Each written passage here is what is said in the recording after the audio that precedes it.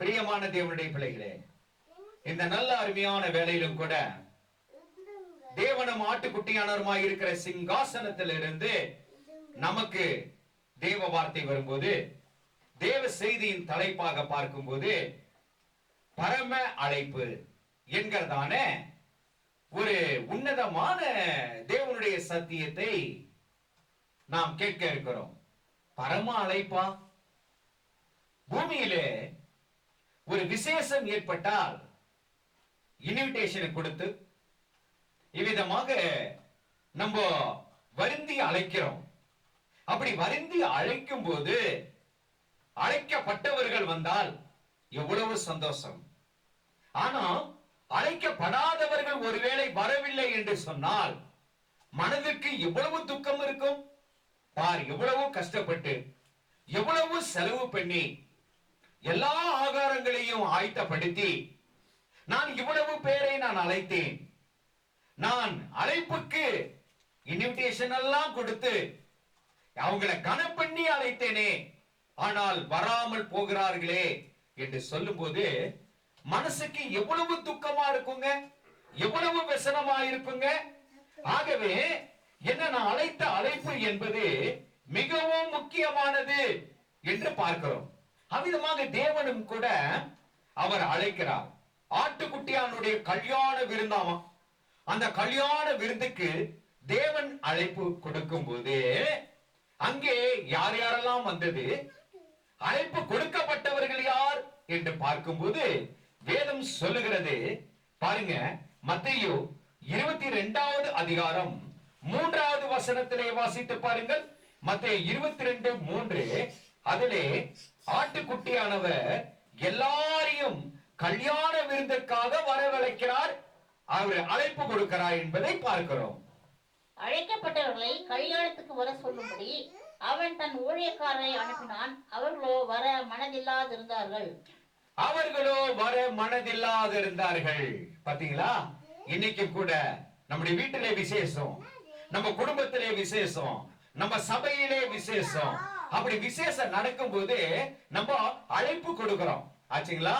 ஆனா அழைப்பு கொடுத்து நம்ம யாரெல்லாம் வருவாங்கன்னு சொல்லி கண் பார்வை போட்டு அவங்கள வழிய பார்க்கும்போது வராங்களா வராங்களான்னு சொல்லி நம்ம பார்க்கும்போது அவங்க வரலன்னா நம்மளுக்கு மனசுக்கு எவ்வளவு துக்கமா இருக்குதோ, அதே போல ஆண்டவருக்கும் துக்கம் வந்தது, துக்கம் வந்தது, வரவில்லை. ஆகவே வரமில்லாமல் போனார்கள், வருவதற்கு மனமில்லாமல் போனார்கள் என்று எழுதப்பட்டிருக்கிறது பிரியமானவர்களே. ஆகவே அழைக்கப்பட்டவர்கள் அநேக, தெரிந்து கொள்ளப்பட்டவர்கள் ஒரு சில பேர் என்று சொல்லப்பட்டிருக்கிறது. வாசித்து பாருங்கள். மத்தேயு 22:14. அந்தபடியே அழைக்கப்பட்டவர்கள் அநேகர், தெரிந்து கொள்ளப்பட்டவர்கள் சிலர் என்றார். அழைக்கப்பட்டவர்கள் அநேகர், தெரிந்து கொள்ளப்பட்டவர்கள் சிலர். ஞானியை அழைத்தார், பெரிய பெரிய புத்திமான்களை அழைத்தார், கல்விமான்களை அழைத்தார், போதகர்களை அழைத்தார். ஆனால் அந்த அழைப்புக்கு இணங்க வரவில்லை. அப்படி வராமல் பட்சத்திலே யாரெல்லாம் வந்தார்கள் தெரியுமா? அதிலே வழியோரத்திலே இருக்கிறதான தரித்திரவாசிகளாம், வழியோரத்திலே வழிபோக்கர்களாம், அவங்க வந்து அந்த சாலையை நிரப்பினார்கள். அந்த சத்திரம் முழுவதுமாக இவ்வழிபோக்கர்களும் பாவிகளும் ஏழைகளும் பிச்சைக்காரர்களும் தரித்திரவாசிகளுமாக அவர்கள் வந்தார்களாம். மத்தேயு 22:8 வாசித்து பாருங்கள். பாத்தீங்களா? கல்விமான்களை அழைத்தார் தேவன், அவன் வரவில்லை. இதோ எல்லா விதமான மேன்மை மிக்க ஞானவான்களை அழைத்தார், ஆனால் வரல. ஆனா சத்துரு வந்து உள்ளுக்கு உட்கார்றானாமா. பாத்தீங்களா? அவனுக்கு தெரியும் ஆட்டுக்குட்டியானுடைய கல்யாண விருந்தினுடைய அம்சம் என்ன, அவருடைய மகிமை என்ன, என்னை சேர்த்துக் கொள்வாரா என்கிறதான தாகத்தோடு கூட அவனும் அங்கே வந்திருக்கிறான். ஆகவே அழைக்கப்பட்டவர்கள் ஒரு பக்கம், அழைப்பில்லாமல் வந்தவன் ஒரு பக்கம், அழைப்பை இவ்விதமா அசட்டை செய்தவர்கள் இன்னொரு பக்கம். ஆகவே பரம அழைப்பு என்பது விசேஷமானதுங்க. அந்த அழைப்பை தேவன் கொடுக்கிறார், மனுஷன் அல்ல. மனுஷன் எல்லாம் என்ன சொல்லுவான், உங்களை ஆண்டவர் அழைக்கல, உங்களை நான் அதற்காக நீங்க அழைக்கப்படல. மனுஷன் தீர்ப்படலாம். உங்களை ஆண்டவருடைய ஆட்டுக்குட்டியானவருடைய கல்யாண விருந்துக்கு அழைக்கப்படல. மனுஷன் சொல்லலாம், மனுஷன் நம்ம தள்ளிடலாம், மனுஷன் நம்மள தூக்கி எறியலாம். ஆனா உன்னதமான தேவன், அவருடைய அழைப்பு பயங்கரமானது. அவர் ஒருவனை அழைத்தால் ஒரு மனிதன் தேவ பக்தி உள்ளவனாய் மாறுவான். பரம அழைப்பு நமக்குள்ளாக வந்தால் ஊழியக்காரனாக தேவனாய கர்த்தர் மாற்றுவார். பரம அழைப்பு ஒரு மனிதனுக்குள் வந்தால் வல்லமையான பிரசங்கம் அவனுடைய வாயிலிருந்து புறப்பட்டு வரும். வல்லமையான பிரசங்கம். பரம அழைப்பு ஒரு மனிதனுக்குள் வந்தால், அந்த முத்திரை போடப்பட்டால், அவன் சபைக்கு ஊன்றுகோலாக இருந்து சபையை தாங்குவதற்காக அவனுடைய ஜீவனையும் கொடுத்து வருவான். அந்த அழைப்பு எப்படிப்பட்டது தெரியுமா? மனிதனோ முகத்தை பார்த்து தீர்ப்படுகிறான், ஆனால் தேவனோ உள்ளத்தை பார்த்து அவர் அழைக்கிற தேவன். அவர் அழைக்கும் பொழுது என்னன்னா, தாயின் கர்ப்பத்தில் இருந்து பேர் சூட்டி அழைக்கிறாராம். அழைக்கப்பட்ட அழைப்பை பாருங்கள், பயங்கரமான அழைப்பை பாருங்கள். தேவனாய கர்த்தர் அழைக்கும் போது தாயின் கர்ப்பத்திலே, அந்த தாயின் கர்ப்பத்திலே முன்குறித்து அழைக்கப்பட்டு தேவனாய கர்த்தர் தம்முடைய காரியங்களுக்காக பயன்படுத்த சித்தம் உள்ளவர்களாய் இருக்கிறார். ஆகவே முன்குறித்தோரை அழைக்கிறார் என்று வேதம் சொல்கிறது. ரோமர் 8:30 வாசித்து பாருங்கள். அங்கே சொல்லப்படுகிறது, முன்குறித்தோரை தேவன் அழைக்கிறார்.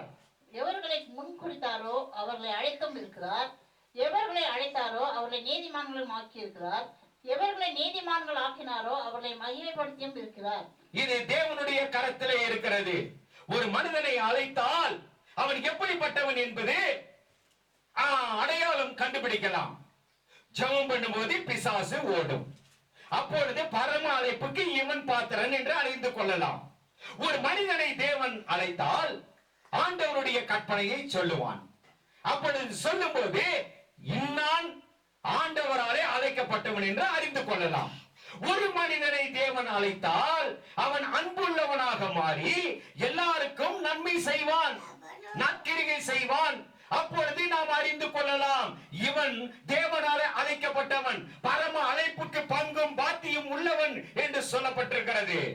ஒரு மனிதன் தேவனால் அழைக்கப்பட்டால் அவன் வேதத்தை எடுத்து வாசித்து இவ்விதமாக நல்ல நல்ல ஆலோசனை எல்லாம் சொல்லி, அவன் தாழ்ந்தவனாக இருந்தாலும், அவன் ஏழையாக இருந்தாலும், அவன் தரித்திரவாசியாக இருந்தாலும், மனிதர்கள் முன்னாக தள்ளப்பட்டவனாக இருந்தாலும், தேவன் கொடுத்த நல் வரம் அவனுக்குள் செயல்பட செயல்பட செயல்பட இவன் பரம அழைப்புக்கு பாத்திரவான் என்று நாம் அறிந்து கொள்ளலாம்.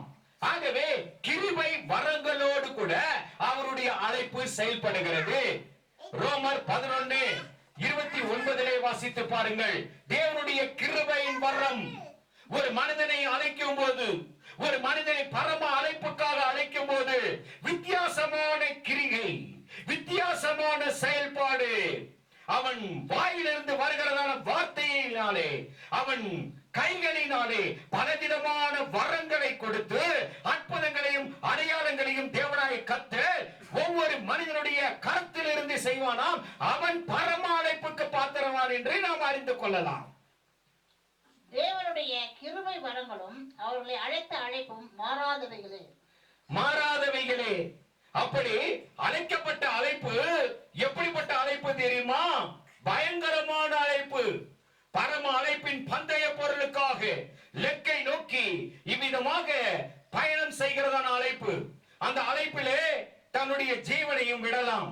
அந்த அழைப்பிலே இவ்விதமா பலவிதமான நெருக்கமான சூழ்நிலை வரலாம், பலவிதமான கஷ்டங்கள் வரலாம், பலவிதமான போராட்டங்கள் வரலாம், பலவிதமான பிரச்சனைகள் வரலாம்.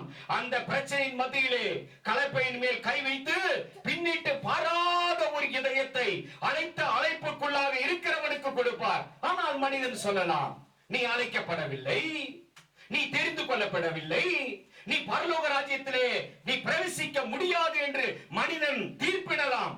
ஆனால் தேவாதி தேவனோ எப்படிப்பட்ட அழைப்பை தருகிறார் தெரியுமா? மகிமையான அழைப்பை தருகிறார். தாயின் கர்ப்பத்திலே அழைத்தவர் எந்த ஓட்டத்திலே ஓட வைக்கிறார் தெரியுமா? பிலிப்பியரின் புஸ்தகம் 3:14 வாசித்து பாருங்கள். கிறிஸ்து இயேசுவுக்குள் தேவன் அழைத்த பரம அழைப்பின் பந்தய பொருளுக்காக லக்கை நோக்கி தொடருகிறேன். பாத்தீங்களா? லக்கை நோக்கி தொடருகிறேன். பரம அழைப்பின் பந்தய பொருளுக்காக லக்கை நோக்கி தொடருகிறேன். அவன் அழைத்தா ஆண்டவர் என்ன சொல்றாரு? ஆண்டவர் அழைச்சா அவன் அந்த அழைப்புக்கு ஜாக்கிரதை உள்ளவனாய் ஓடும்போது எப்படிப்பட்ட காரியம் தெரியுமா? அது ராஜரீக ஓட்டமாய் இருக்கும். அது ராஜரீகத்தினுடைய ஆசீர்வாதம் மகிமையின் நிறையாய் இருக்குமாம். ஆகவே தேவன் அழைத்த அழைப்பை உறுதியாக்க ஜாக்கிரதையாய் இருக்க வேண்டுமாம். நாமும் 2 பேதுருவின் புத்தகம் 1வது அதிகாரம் 10வது வசனத்தை வாசித்து பாருங்கள் சீக்கிரமாக. ஆகையால் சகோதரரே, உங்கள் அழைப்பையும் தெரிந்து கொள்ளுதலையும் உறுதியாக்கும்படி ஜாக்கிரதையாய் இருங்கள். இவைகளை செய்தால் நீங்கள் ஒரு காலம் இடறி விழுவதில்லை. ஒரு காலம் இடறி விழுவதில்லைங்க. கட்டாயம் நம்மளை ஆண்டவர் கைவிட மாட்டார். பரம அழைப்பு என்பது மிக முக்கியமான ஒரு காரியம். ஆகவே மனிதன் அசட்டை செய்யலாம், மனிதன் நம்மை அழைக்கவில்லை என்று சொல்லலாம். ஆனால் கர்த்தர் அழைத்திருக்கிறபடினாலே கருக்கான வார்த்தையாய், ஞானத்தின் வார்த்தையாய், வல்லமைமிக்க பிரசங்கத்தின் வார்த்தையாய், வார்த்தை ஒவ்வொன்றும் வரும்போது அது அதிர வைக்கிற வார்த்தையாய், பயங்கரமானவருக்கு ஊழியம் செய்கிறதான அதி உன்னத வார்த்தையாய் கடந்து வரும். திறப்பின் வாசல்ல நின்று கைகளை உயர்த்தி ஜெபிக்கும் போது அங்கே அற்புதம் நடக்கும். திறப்பின் வாசல்ல நின்று ஜெபிக்கும் போது அங்கே அதிசயம் விளங்கும். திறப்பின் வாசல் என்று ஜெபிக்கும் போது இயற்கையின் சத்துவம் அப்படியே மாறும். பிரியமானவர்களே, மாறும். இதுதான் பரம அழைப்பின் காரியம். ஒரு மோசையை தேவன் அழைத்தார். மோசையை அழைத்த உடனே கர்த்தர் இவனை அழைத்தார் என்பதற்கு அடையாளம் என்ன தெரியுமா? செங்கடல் 2ஆக பிளந்தது. எலியாவை அழைத்தார் தேவன். எலியாவை அழைக்கும் போது எலியாவை கர்த்தருடைய அக்கினிமயமான அழைப்புக்கு இவன் பாத்திரவான் என்று சொன்ன உடனே ஆண்டவர் வானத்தில் இருந்து, பரலோக ராஜ்யத்தினுடைய பலிபீடத்தில் இருந்து அக்கினி இறங்கினது. அக்கினி இறங்கினது. அக்கினி இறங்கினது. இதோ யோசுவாவை தேவனாய கர்த்தர் அழைத்தார் என்று சொன்னால் அவனுக்கு உண்டான அடையாளம் என்ன? யோர்தான் நதிக்கரையிலே நின்று இதோ எலியாவின் தேவன் எங்கே என்று சொல்லி சால்வையை எடுத்து முறுக்கி அடித்தவுடனே யோர்தான் பின்னிட்டு போனது. அடையாளம் எங்கே? இன்றைக்கு உங்களுக்குள்ள அடையாளம் என்ன? எனக்குள்ளான அடையாளம் என்ன? நாங்கள் இந்த பூமியிலே வாழ்கிறதான நாட்களிலே கர்த்தருக்காக, தேவனுக்காக நாம் ஊழியம் செய்யும் போது கட்டாயம் உங்களுக்குள்ளாக ஒரு அடையாளத்தை காண்பிப்பார்.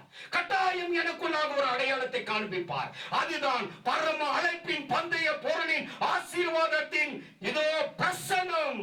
அந்த பிரசன்னம் கடந்து வரும்போது அங்கே அதிசயம் விளங்கும், அற்புதம் நடக்கும். தேவ வார்த்தை ஒவ்வொன்றும் வீணாய் போகாது. பிரியமானவர்களே, வீணாய் போகாது. ஆகவே மேலான அழைப்பை அழைக்கும் போது நாம் அந்த அழைப்புக்கு தகுதி உள்ளவர்களான்னு சொன்னா எல்லாரும் தகுதி உள்ளவர்கள் அல்ல. நாம் எப்படிப்பட்டவர்கள் தெரியுமா? வேதம் சொல்கிறது, வாசித்து பாருங்கள். மாற்கு 2:17. இயேசு அதை கேட்டு, பிணியாளர்களுக்கு வைத்தியன் வேண்டியது அல்லாமல் சுகம் உள்ளவர்களுக்கு வேண்டியதில்லை, நீதிமான்களை அல்ல பாவிகளையே மனம் திரும்புவதற்கு அழைக்க வந்தேன் என்றார். பார்த்தீர்களா? பாவிகளையே மனம் திரும்புவதற்கென்று அழைக்கிறாராம். அந்த பாவிகளை அழைத்து பாவிகள் மேலே தேவனுடைய தீர்மானத்தை வைக்கிறாராம். அவன் எந்த அளவுக்கு பாவியா இருந்தானோ, எந்த அளவுக்கு அக்கிரமம் செய்தானோ, எந்த அளவுக்கு அநியாயம் செய்தானோ, அவன் மனம் மாறும்போது பரமராஜ்யத்தின் பந்தய பொருளை அவனுடைய கரத்திலே கொடுக்கிறார். பரலோக ராஜ்யத்தினுடைய தீர்மானத்தின் சித்தத்தை அவன் மேலே வைக்கிறார். அப்படி வைக்கும் போது அவன் உறுதி உள்ளவனாய் அவன் ராஜ்யத்தின் திட்டத்தின் தீர்மானத்தை உயிரையே பணைய வைத்து அவன் செய்வான் என்கிறதான ஒரு ஆர்வத்தோடு கூட தேவாதி தேவன் அப்படிப்பட்ட ஒரு அவனுடைய ஆர்வத்தை பார்த்து ஆண்டவர் கொடுக்கிறாராம்.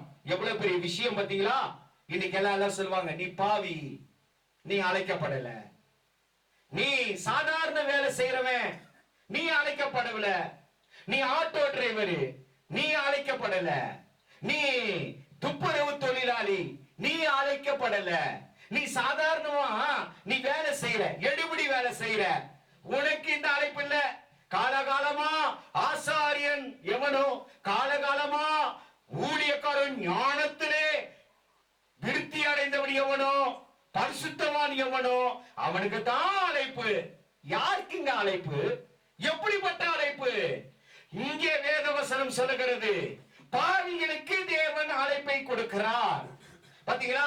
பரதீசிகளுக்கு தேவன் அழைப்பை கொடுக்கிறார். ஏன் தெரியுமா? ஞானிகள் தற்பெருமையினாலே பேசும்போது தேவனுக்கு உண்டான சுதந்திர வாழையின் பங்குள்ளவர்கள் அவர்கள் எத்தனம் கொண்டு அவர்கள் மேட்டின்மை கொள்ளும் போது அவர்களுக்கு முன்பாக சிறியவனை, தூசியாய் இருக்கிறவனை, எளியவனை தேவன் கையிலே எடுக்கிறார். தேவன் கையிலே எடுக்கிறார். நிச்சயம் இதுக்குண்டான சம்பவத்தையும் சொல்ல முடியும். ஒரு முறை ராஜாவாக ஒருவன் வேண்டும் இஸ்ரவேலுக்கு. அப்பொழுது சவுலை தள்ளி ஒரு ராஜாவை ஏற்படுத்துவேன் என்று சொன்ன உடனே இவ்விதமாக ஈசாயை தேவன் அழைக்கிறார். அந்த ஈசாயை தேவன் அழைத்து, உன் குடும்பத்திலே உன் பிள்ளைகள் எத்தனை பேர், அத்தனை பேரையும் கொண்டு வா. ஒவ்வொருத்தனா கொண்டு வரான். இவன் அல்ல, ஆண்டவர் தள்ளிவிடுறார். இவன் அல்ல, ஆண்டவர் தள்ளிவிடுறார். பெரிய சக்தி, நல்ல பலன், நல்ல அறிவாளிங்க. வேண்டாம் வேண்டாம் வேண்டாம் வேண்டாம், போயிடுங்க போயிடுங்க. இன்னும் ஒருவன் இருக்கிறானே, அவன் எங்கே? அவன் ஆடுகளை மேய்ச்சிட்டு இருக்கிறான்பா. ஆடுகளை மேய்ச்சிட்டு இருக்கிறான். அவன் லாக்கி இல்லாதவன். அதனாலதான் ஆடுகளை மேய்க்கிறதுக்கு அவனை அமுச்சு வச்சு இருக்கிறோம். அவன் சின்ன பையன், அவனை கொண்டு வாங்க அப்படின்னும் போது அவன் வந்து அந்த சப்ஜெக்ட நீங்க பாத்தீங்கன்னா அருமையான சப்ஜெக்ட். என்னன்னா, அவன் வரான், தாவீது சின்ன பையன். அவன் வந்து அங்க சமஸ்துக்கும் ராஜாவாக அமைக்கிறதுக்கு பெரிய பெரிய மூப்பர்கள்லாம் இருக்காங்க. அவங்க முன்னால தீர்க்கதரிசி சொல்றாரு, என்னன்னா இவன் தான் ராஜாவாக மாற்றணும். அப்போ அந்த ராஜாவாக மாற்றுவதற்கு தகுதி நிலை என்ன என்பதை அந்த சின்ன பையன் சொல்றான். என்ன சொல்றான் தெரியுமா? என்ன சொல்றான் தெரியுமா? இதோ ஒரு முறை என் ஆடுகளை பாதிக்கிற அளவுக்கு கரடி வந்தது, சிங்கம் வந்தது. அவைகள் எல்லாம் நான் தேவாவியின் பலத்தினாலே கிழித்தேன். அப்படின்னா பார்ப்பதற்கு இவன் சின்ன பையன். ஆனால் இவனுடைய செயல், கையிலே கூழாங்கல், அடிச்சான் கோலியாத்த, விழுந்தான் கோலியாத்து, பட்டினு விழுந்துட்டான். அடிச்சான், பயங்கரமாக அடிச்சான். பாத்தீங்களா? சின்ன பையன். ஆனா சவுல் உயரமானவன், சக்தி மிகுந்தவன். அவன் இடத்துல கனம் இருந்தது. ஆனா முடியலையே. பிரியமானவர்களே, உங்களை ஒருவன் துச்சமாக நினைத்தான் என்றான். உங்களை ஒருவன் துச்சமாக எண்ணி உங்களுக்கு தீர்ப்பிட்டு இவ்விதமாக கடும் வார்த்தைகளை சொல்லி உங்க மனசை காயப்பட்டிருந்தால் நீங்கள் கலங்காதிருங்கள், நீங்கள் பயப்படாதிருங்கள். தாவீதை எடுத்த தேவன் இன்றைக்கு உங்களையும் என்னையும் கர்த்தருடைய ஊழியத்திற்கு, பரம அழைப்புக்கு நிறுத்தியிருக்கிறார், அவருடைய பந்தய பொருளுக்காக. எவ்வளவு மேன்மை! இதுதான் பரம அழைப்பின் ரகசியம். இதுதான் பரம அழைப்பின் பயங்கரமான காரியங்கள். ஆகவே நீதிமான்களை அல்ல, பாவிகளை அழைக்கிறார். அப்ப பாவிகளை அழைக்கும் போது நீதிமான்களை அழைச்சா என்ன செய்வான் தெரியுமா? ஞானிகளை அழைச்சா என்ன தெரியுமா செய்வான்? மேலான காரியத்தை நான் செய்வேன் போவான். தனக்கு மேல இருக்கிற என்ன காரியம் இருக்கு, ஆனா கீழே வரமாட்டான். ஆச்சுங்களா? அதனால ஆண்டவர் என்ன செய்யறாரு தெரியுமா? பரம அழைப்பை கொடுத்து, நீ எனக்காக என்ன செய்ய சித்தமா இருக்கிறீரோ அதை செய் என்று சொன்ன உடனே என்ன சொன்னாலும் செய்வான். என்ன சொன்னாலும் செய்வான். கூட்டு அப்படின்னாலும் கூட்டுவான், பெருக்கு அப்படின்னாலும் பெருக்குவான். ஆச்சுங்களா? சாஸ்திரமா விடு, உன் ஜீவனை கொடு அப்படின்னு கொடுத்துருவான். ஆனா நீதிமான் கொடுப்பானா? அது எப்படின்னு கேட்பான், இது எப்படின்னு கேட்பான். ஞானவான் அழைச்சா என்னன்னா பலவிதமான வார்த்தை வரும், கேள்வி வரும். ஆனா பாவிக்கு ஒண்ணுமே தெரியாதுங்க, ஒண்ணுமே தெரியாது. வலதுகைக்கும் இடதுகைக்கும் வித்தியாசம் தெரியாது. அவனை கொண்டு வந்து ஆண்டவர் என்ன செய்யறார்? தம்முடைய ராஜ்யத்தின் காரியங்களை செயல்முறைக்கு கொண்டு வரும்போது என்ன சொன்னாலும் செய்வான். பாருங்க, ஒரு முறை சீடர்கள் அழைக்கிறாங்க. சீடர்கள் எப்படிப்பட்டவங்க? பாமரம், ரொம்ப தெரியாது, சூதுவாதே தெரியாது, ஆச்சா ஞானம்னாலே தெரியாது. பாரு, தொழில்ல ஒரு சின்ன தொழில் தான், மீன் பிடிக்கிறேன் என்கிறதான தொழில். அப்படி அந்த மீன் பிடிக்கிறதான தொழில்ல அந்த அழைப்பு வரும்போது என்ன செஞ்சாங்களாம்? அந்த அழைப்புக்கு தகுதி உள்ளவர்களாய் பாருங்க என்ன வேலை செஞ்சிருக்காங்க பாருங்க. மாற்கு முதலாவது அதிகாரம் 17-18 வசனங்கள். இயேசு அவர்களை நோக்கி, என் பின்னே வாருங்கள், உங்களை மனுஷரை பிடிக்கிறவர்களாக்குவேன் என்றார். உடனே அவர்கள் தங்கள் வலைகளை விட்டு அவருக்கு பின் சென்றார்கள். உடனே அவர்கள் தங்கள் வலைகளை விட்டு விட்டு, பாத்தீங்களா, என்ன சொன்னாலும் கீழ்ப்படுகிறாங்க. பாத்தீங்களா, வேலை இருக்குன்னு சொன்னாங்களா? ஒரு பிரேயருக்கு வாப்பா, உடன் ஊழியக்காரர் ஒருத்தர் அழைக்கிறார். ஏன்னா பிரேயருக்கு வாப்பா, ஜெபத்துக்கு வாப்பா, சபையார அழைக்கிறாங்க. ஒரு அழைப்பு, பிரேயருக்கு வாங்க, இன்னைக்கு ஃபாஸ்டிங் பிரேயர் வாங்க. உடனே என்ன சொல்லிடுறோம்? வேலை இருக்குங்க, வேலை டைம்ல வர முடியாது. பரம அழைப்பின் பாத்திரன் இவன் அல்ல. ஆனா பரம அழைப்பின் பாத்திரன் யார் தெரியுமா? வலைகளை விட்டு விட்டு வந்தார்கள். உடனே அழைத்த உடனே டக்குன்னு வரான். ஞானி அழைத்து பாருங்க, வரமாட்டாங்க. உயரவனை அழைத்து பாருங்க, மேன்மை மிக்கனை அழைத்து பாருங்க, இப்படி வந்துருவானா? அதனாலதான் ஆண்டவர் மீன் பிடிக்கிறவர்களை அழைத்தார். மறுபடியும் வாசித்து பாருங்கள், ரொம்ப நல்ல அருமையான வசனம் அது. என்னன்னு கேட்டீங்கன்னா மத்தேயு 4:21. அவர் அவ்விடம் விட்டு போகையில் வேறே 2 சகோதரர்களாகிய செபதேயுவின் மகன் யாக்கோபும் அவன் சகோதரன் யோவானும் தங்கள் தகப்பன் செபதேயுவுடனே படகில் இருந்து தங்கள் வலைகளை பழுது பார்த்து கொண்டிருக்கிற போது அவர்களை கண்டு அவர்களையும் அழைத்தார். உடனே அவர்கள் படகையும் தங்கள் தகப்பனை விட்டு அவருக்கு பின் சென்றார்கள். தகப்பனையும் படகையும் தங்கள் வேலையையும் விட்டு போனார்கள். இதுதான் பரம அழைப்பினுடைய ரகசியம். இவர்களுக்கு ஆண்டவர் தெரியும், இவர்கள் அழைச்சா கட்டாயம் வருவார்கள் என்று சொல்லி அப்படி அழைத்தார். உடனே வந்துட்டாங்க. இதுதான் பரம அழைப்பு. இது இவர்கள் தான் பரம அழைப்புக்கு தகுதி உள்ளவர்கள் என்று சொல்லி அழைத்து, ஆரம்பத்தில் அவர்கள் எல்லாம் என்னன்னா ஒரு சாதாரணமானவர்கள், பலவீனமானவர்கள். அவர்களை அழைத்து ஆண்டவர் உறுதிப்படுத்துகிறார். எப்படி தெரியுமா? நீதிமான்களாய் மாற்றுகிறார். அவர்களை அழைத்து வல்லமை மிக்க காரியத்தை செய்யும்படியாய் அழைக்கிறார். ஆகவேதான் வேதம் சொல்லுகிறது, எவர்களை அழைத்தாரோ அவர்களை நீதிமான்களாக மாற்றுகிறார். ரோமர் 8:30 வாசித்து பாருங்கள். எவர்களை முன் குறித்தாரோ அவர்களை அழைத்தும் இருக்கிறார், எவர்களை அழைத்தாரோ அவர்களை நீதிமான்களும் ஆக்கி இருக்கிறார், எவர்களை நீதிமான்கள் ஆக்கினாரோ அவர்களை மகிமைப்படுத்தியும் இருக்கிறார். அவர்களை மகிமைப்படுத்தி இருக்கிறார். பாத்தீங்களா? மகிமை இல்லாதவர்களாய் இருந்தார்கள், அறிவில்லாதவர்களாய் இருந்தார்கள், ஞானத்திலே குறைவுள்ளவர்களாய் இருந்தார்கள், படிப்பிலே குறைவு. பாத்தீங்களா? ஆனால் தேவன் அழைத்து அவர்களை ட்ரெயின் அப் பண்றாரு. ட்ரெயின் அப் பண்ணி இவ்விதமாக வலைகளை விட்டுட்டான், படகை விட்டுட்டான், தன்னுடைய வீட்டை விட்டுட்டான். ஐயோ, இதெல்லாம் முடியாதுப்பா. வேதத்துல அவங்க மாதிரி எல்லாம் வர முடியுமா? அது அந்த காலம், இது இந்த காலம் இல்லைங்க. எந்த காலத்திலும் சரி, தேவனுடைய சமூகத்தில் அழைப்பு வந்தால் அந்த அழைப்புக்கு நாம் பங்கும் பாத்தியம் உள்ளவர்களாய் நடுங்கி, அந்த அழைக்கப்பட்ட அழைப்புக்கு நாம் பாத்திரவான்களாய் இருக்க, பரம அழைப்புக்கு நாம் தகுதி உள்ளவர்களாய், மிகுந்த ஜாக்கிரதை உள்ளவர்களாய் இருக்க வேண்டும் என்று வேதத்திலே எழுதப்பட்டிருக்கிறது. எவ்வளவு பெரிய காரியம் பார்த்தீங்களா? ஆகவே கிறிஸ்துவினாலே அழைக்கப்பட்டவர்கள் என்னன்னு கேட்டீங்கன்னா அன்பையும் நீதியையும் நிலைநாட்டுவார்கள் என்று சொல்லப்பட்டிருக்கிறது. ஆகவே அவர் ஒளியினிடத்திலே அவருடைய புண்ணியங்களை அறிவிக்கத்தக்கதான ஆசீர்வாதத்தை கொடுக்கவே அழைத்திருக்கிறார். ஒரு மகிமையான வசனம் வாசித்து பாருங்கள். அழைத்தவர் எதற்காக அழைக்கிறாருங்க? நம்மை அவருடைய புண்ணியங்களை அறிவிக்க. அவ்வளவு பெரிய வசனம், எவ்வளவு மகிமையான வசனம், நம்முடைய மெய் சிலுக்கிறதான வசனங்க. வாசித்து பாருங்கள். 1 பேதுருவின் புஸ்தகம் 2வது அதிகாரம் 8-9 வசனங்கள். அவருக்கு சொந்த ஜனமாயும் இருக்கிறீர்கள். அழைப்பு பாருங்க எப்படி, அவருடைய புண்ணியங்களை, ஆச்சரியமான ஒளியின் இடத்திற்கு உங்களை வரவழைத்தவருடைய புண்ணியங்களை அறிவிக்கிறதற்காக, உலகமெங்கும் தேவனுடைய வார்த்தையை அறிவிக்கத்தக்கதான அவருடைய புண்ணியங்களை அறிவிக்கத்தக்கதாக அழைத்த அழைப்பு இதுதாங்க. அழைத்த அழைப்பு இதுதான். அதனால மனசு கஷ்டப்பட வேணாம், மனசு துக்கப்பட வேணாம். காயப்பட்டிருக்கா? இந்த வார்த்தைகள் ஒவ்வொன்றும் காயத்தை ஆற்றுகிறதான உன்னதமான வார்த்தைகள். எப்படிப்பட்ட காரியம் பார்த்தீங்களா? இதுதாங்க பரம அழைப்பின் ரகசியம். ஆண்டவர் அழைத்தாரு.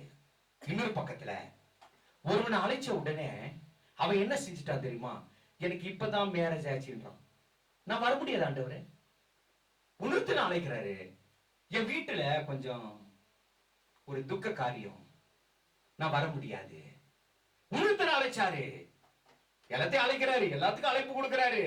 தெரியும் வர மாட்டான் தெரியும், ஆனாலும் அழைப்பு கொடுக்கிறாரு. ஏன்னா அவரு வன்கண்ணன் அல்ல, அவர் வஞ்சனை செய்கிறவர் அல்ல. எல்லாத்துக்குமே அழைப்பு கொடுக்கிறாரு. உணர்த்து அழைக்கணும். தோட்டத்துக்கு போகணும், இப்பதான் விதைச்சிருக்கிறேன், ஆட்கள் எல்லாம் வந்துட்டாங்க, கொஞ்சம் பராமரிக்கணும், அது முடிச்சுட்டு வரேன். அவன் அல்ல, இல்லைங்க, யோசனை செய்து பார்ப்போம். நம்முடைய உள்ளம், நம்முடைய செயல்பாடு எப்படி இருக்கோ அந்த அழைப்பின் பூரணம் அதிலே செயல்படும். பிரியமானவர்களே, யோசிப்போமா? பரம அழைப்பு நம்மள்ட்ட வந்துச்சுன்னா என்ன செய்வோம்? இன்னைக்கு வந்துச்சுன்னா என்ன செய்வோம்? உங்கள்கிட்ட என்கிட்ட வந்துச்சுன்னா பரம அழைப்பு என்ன செய்வோம்? ஞானிகளை போல பின்வாங்கி போவோமா? சத்திரத்துல ஆட்டுக்குட்டியானுடைய கல்யாண விருந்து, பரலோக ராஜ்யத்தில் நின்வீங்க. அப்படி அழைக்கப்படும் போது இல்லப்பா இல்ல, மனதை கடினப்படுத்திக் கொண்டார்கள் இஸ்ரவேல் ஜனங்கள். ஆனால் தரித்திரவாசிகளோ, இவ்விதமாக ஞானத்திலே குறைவுள்ளவர்களோ, ஏழ்மை நிலையில் இருக்கிறவர்களோ ஓடி வந்தாங்க. சத்திரம் நிரம்பி வழிந்தது. அதே போல தோசைகளாயிருந்த நம்மை, குப்பைகளாயிருந்த நம்மை, தீர்க்கப்பட்ட நம்மை, இவ்விதமாக இவங்க பரலோக ராஜ்யத்துக்கு உகந்தவர் அல்ல என்று சொல்லி ஒதுக்கி விட்டவர்களாய் இருந்த நம்மை, ஊழியக்காரனா மாறக்கூடாது, வேறு வேறு வேதத்தை வாசி, உனக்கு தெரிஞ்ச அளவுக்கு உன் காலத்தை ஓட்டிட்டு போ. இது மனுஷனுடைய அழைப்பு. ஆனால் தேவனுடைய அழைப்பு என்ன தெரியுமா? தேவனுடைய ஊழியத்தை தாங்குவாயா? ஆண்டவர் எல்லாத்துக்குமே ஊழியத்தை கொடுக்கிறாருங்க. சிலுவை சுமந்து போகிறார்.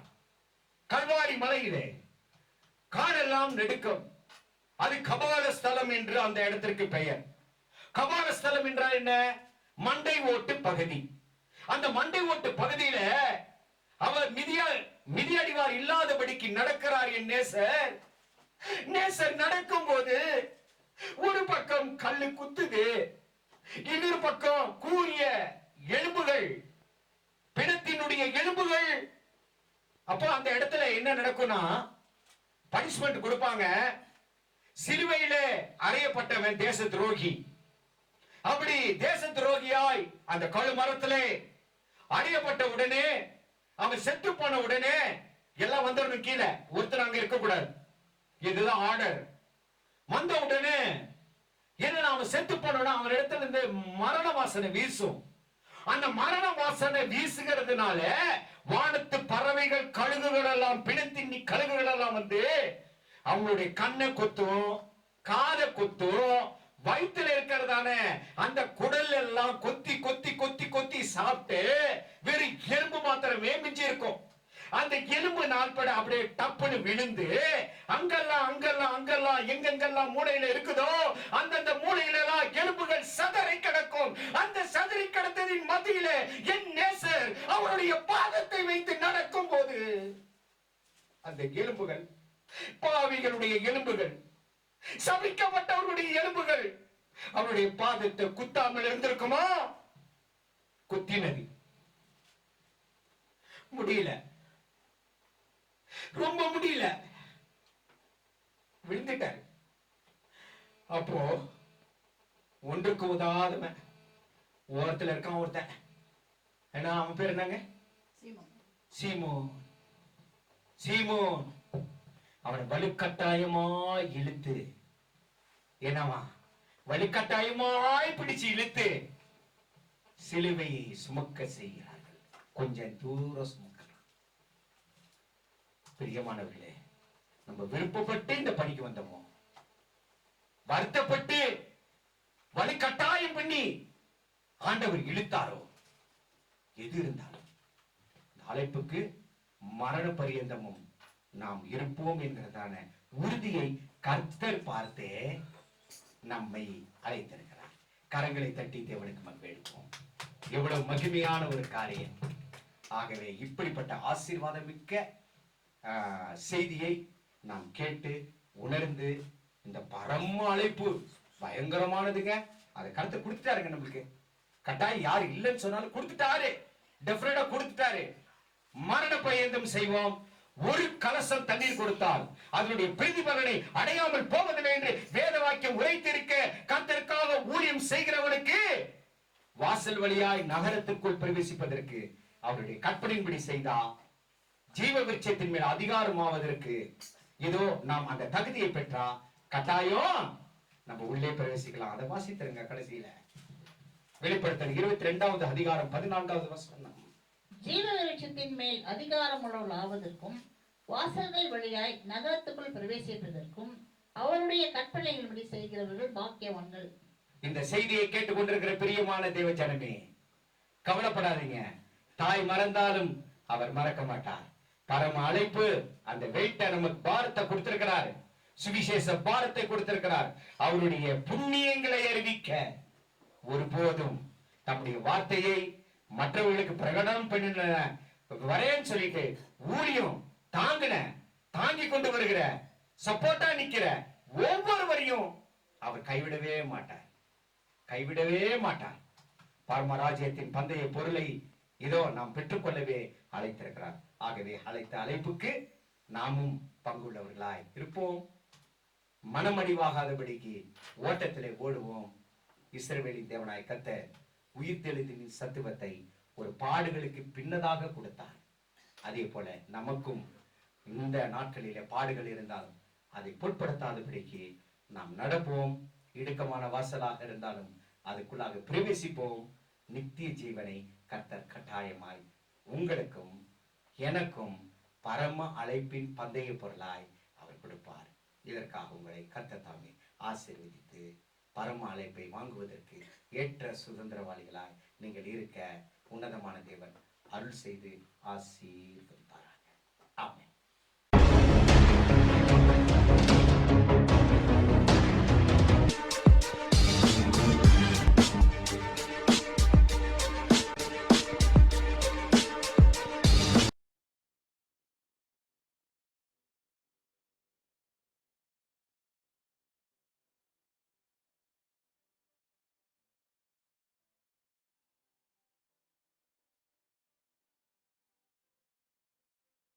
பிரியமான தேவ பிள்ளைகளே, இப்பொழுது கேட்டதான விடுதலையின் நற்செய்தி உங்களுக்கு அதிக பிரயோஜனமாக இருந்தது என விசுவாசிக்கிறோம். இந்த தேவ ஊழியம் அநேக நெருக்கங்களின் மத்தியில் நடந்து கொண்டிருப்பதால் இந்த டிவி ஊழியத்தை ஜெபத்தாலும் உங்கள் கையின் பிரயாசத்தாலும் தாங்கி தேவ ஆசீர்வாதம் பெறுங்கள். உங்கள் ஜெப தேவைக்கு தொடர்பு கொள்ள வேண்டிய முகவரி: மகிமையான இயேசு கிறிஸ்துவின் ராஜரீக ஊழியம், reverend Gabar Raj, LN cottage, ஆஸ்பத்திரி ரோட், உதகை. கைபேசி எண் 9435234477 மற்றும் 78717177